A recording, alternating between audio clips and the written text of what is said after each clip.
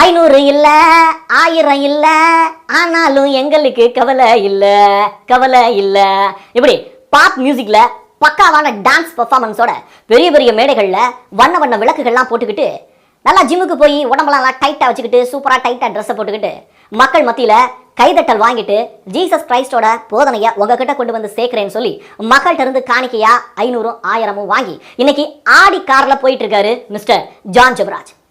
இன்னைக்கு சமூக ஊடகங்கள்ல ஒரு பெரிய மத போதகரா பெரிய விளம்பர பிரியரா வளம் வந்துகிட்டு இருக்கக்கூடிய மிஸ்டர் ஜான் ஜெபராஜ் ஜீசஸ் கிரைஸ்டோட போதனைகளை வித்தியாசமான முறையில மக்கள் மத்தியில கொண்டு போய் சேர்க்கிறார். ஆனா அந்த கூட்டத்துக்கு வரக்கூடியவங்க யார்?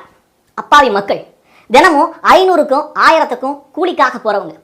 அப்படிப்பட்டவங்க இவருடைய பிரம்மாண்டமான மியூசிக்கு, அதனுடைய டான்ஸ் பெர்ஃபார்மன்ஸ் இதெல்லாம் பார்த்துட்டு தன்னோட பாக்கெட்ல இருக்கக்கூடிய 100யும் 500யும் எடுத்து போட்டுட்டு அன்னைக்கு வேலைக்கு கூட போகாம அந்த மத போதனையை கேட்டுக்கிட்டு அதுலயே தொடர்ந்து மூழ்கி கிடக்குறாங்களே, இது சரியா தப்பா?